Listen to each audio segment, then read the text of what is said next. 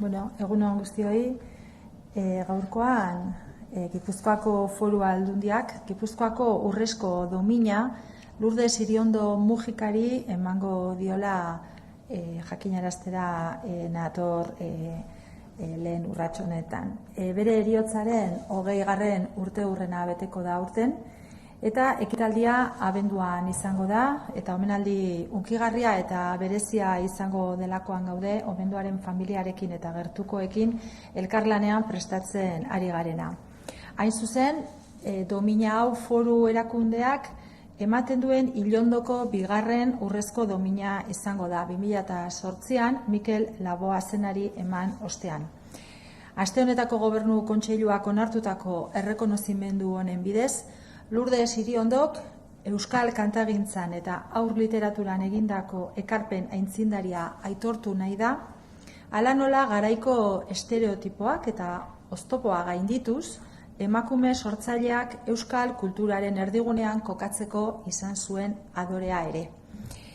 Era berean, urrezko dominaren bidez, Iriondok euskararen biziberritzearen eta euskal kulturaren suspertzean egindako lan mamitsu eta berritzailea gaurkotzea, justizia egin eta behar duen lekuan kokatzea da helburua, gure herriaren eta lurraldearen historian merezi duen tokia izan dezan. Lourdes Iriondo kantagile, idazle eta irakaslea izan zen, eta ez dok 13 mugimendu abangoardistaren sortzailetako bat ere bai. Mugimendu horrek euskal kantagintza eraldatu eta euskal kulturaren susperraldian eragin handia izan zuen.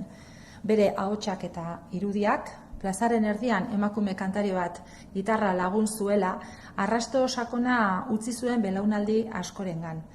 Bakarka zein bikotekide izan zuen Xabier Leterekin batera, ala beste hainbat artista handirekin, 60 eta 70 hamarkadetan euskal herritarren memorian txertatuta geratu diren hainbat abesti sortu zituen, kontzientziak piztuz eta baita miresmena eraginez.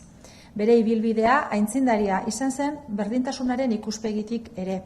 Emakume sortzaileak plazaren erdigunean kokatzeko ausardia eta gaitasuna izan baitzuen, gizarte hertsi batean.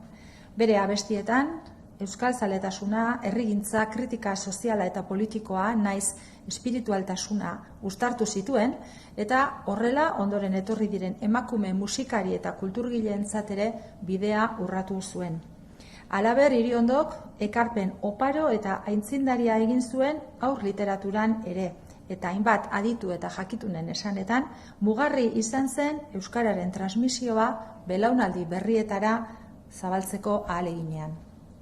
Bizitza osoan zehar Euskal Herriarekin, euskararekin, aurrekin eta gazteekin zein bere gertuko komunitatearekin konprometitutako pertsona bat izan zen. Eta aitortza honen muina hitz hauetan laburbildu nahiko nuke. Gipuzkoak omenaldia egiten dio Lourdes Iriondori zor diogun guztiagatik. Emakume sortzaile gisa urratutako bideagatik eta justiziaz haren izena eta ondarea gure lurraldearen historian idatzita gera daitezen. Bestalde, eta guztiz ezberdina den gai bat ekin jarraituko dut, hain zuzen ere Gipuzkoako lurralde honetan harrera familien beharra daukagulako, eta hilabete honen hasieran egindako urgentziazko deia berritu nahi dugu. Une honetan, 28 harrera familia behar ditugu lehen bailen. 0 eta 3 urteko haurrak artatu ditzaketen 10 familia eta 6 urte arteko adingabentzako beste 18. Kanpaina aurkeztu zenetik, 37 pertsonak interesa agertu eta informazioa eskatu dute, bai telefonoz, bai foru webgunean, prestatutako formularioaren bidez.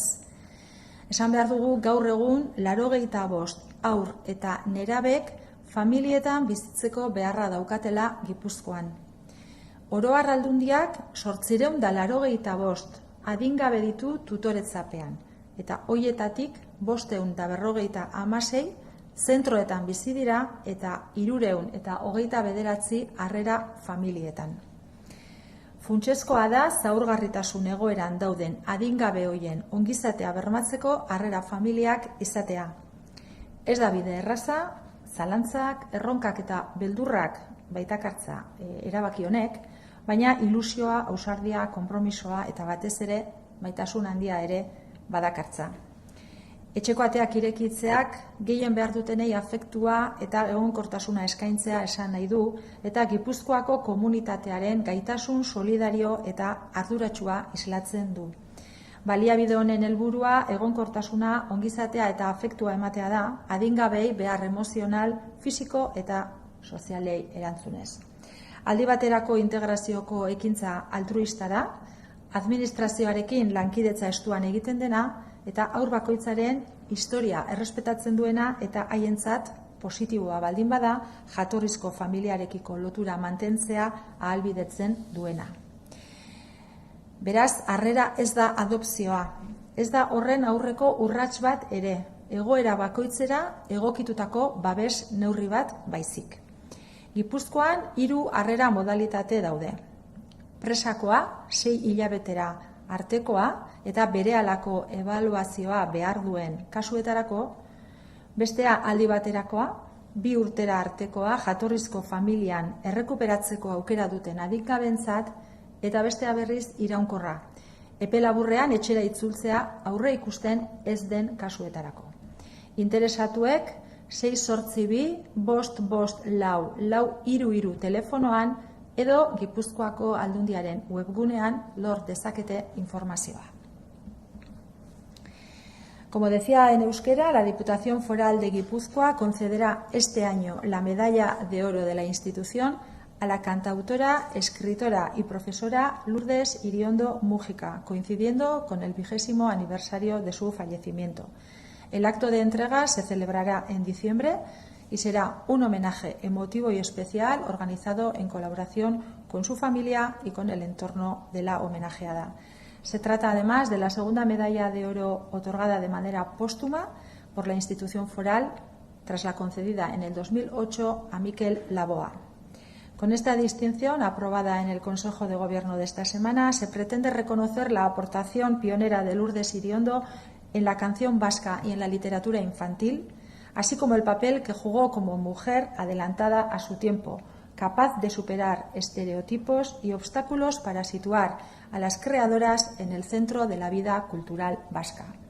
La concesión de la medalla de oro tiene como objetivo traer al presente y hacer justicia al extenso e innovador trabajo que Lourdes Iriondo desarrolló en la revitalización del euskera y de la cultura vasca, y también para que su legado ocupe el lugar que merece en la historia de nuestro pueblo y de nuestro territorio. Lourdes Iriondo fue cantautora, escritora y profesora y también una de las fundadoras del movimiento vanguardista Ez Dok Amairu, que transformó la canción vasca y contribuyó de manera decisiva al resurgir de la cultura vasca. Con su voz y su imagen, una mujer en el centro de la plaza acompañada de una guitarra dejó una profunda huella en varias generaciones.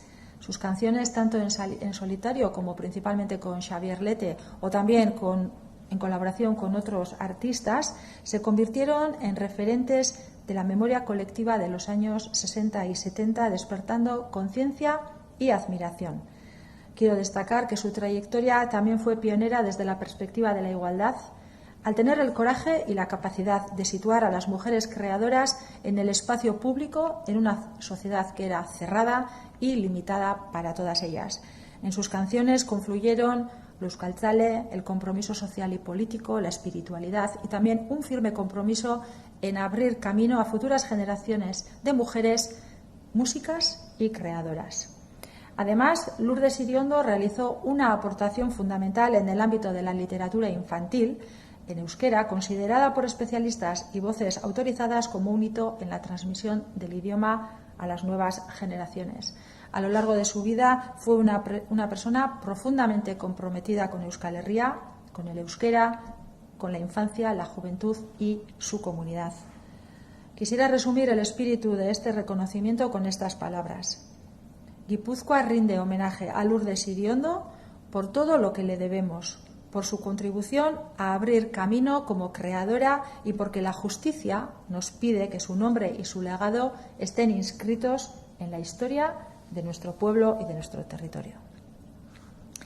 Por otra parte, y en otro orden de cosas, quiero actualizar la situación de las necesidades de familias de acogida en Guipúzcoa, tras llamada de urgencia que se realizó a principios de este mes y renovar así el llamamiento que ya realizamos a toda la ciudadanía.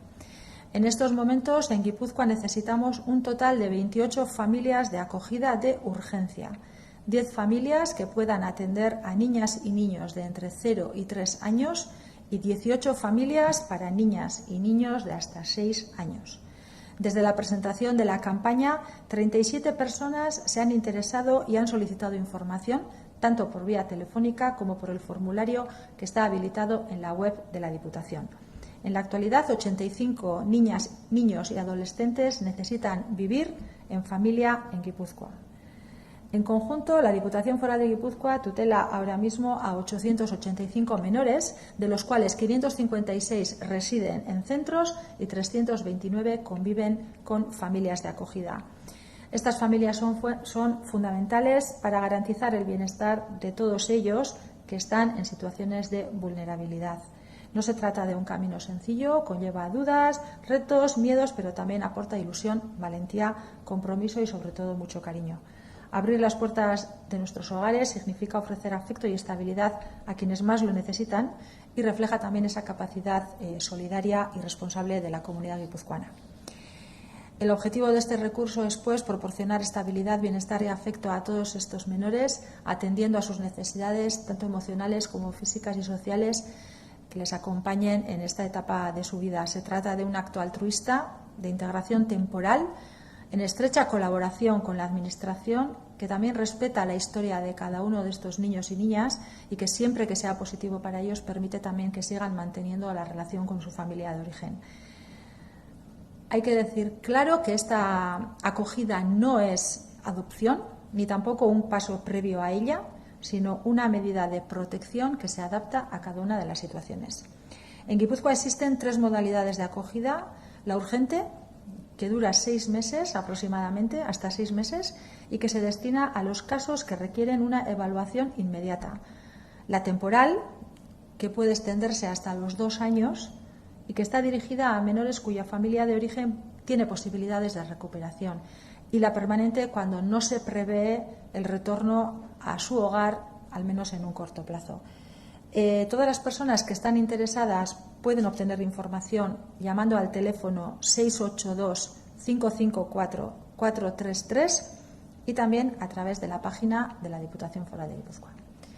Eskerrik asko, hoxe esan esateko naukana. Galderarik ere baldin badaukazue?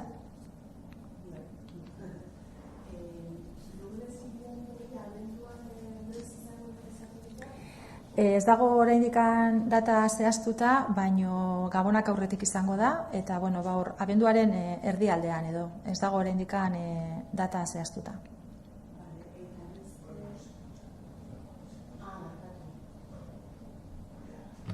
Vale, barkatu. Eta harrera familiena noiz kanpaina aurkeztu zenean aipatu dezu, ez? Noiz jarri zenuten abian kanpaina hori? Deialdi bat egin zen premia handia dagoelako hilonen hasieran. Hilaren hasieran. Eta gaur oso egokia iruditu zaigu ikusita ze egoeratan gauden eta ze behar dauden kanpaina edo deialdi hori berriro egitea eta Gipuzkoar familia guztiei helaraztea ze aukera daukaten programa honetan parte hartuz haur eta nerabe guzti hauei aukera bat emateko, ez? Eta esan dudan bezala, momentu honetan premia dago batez ere hori 28 bat familia beharko genituzke premiazko beharrei erantzuteko, 10 oso haur txikientzako, 0 eta 3 urte artekoentzat eta 18 6 urte arteko umetxoentzat.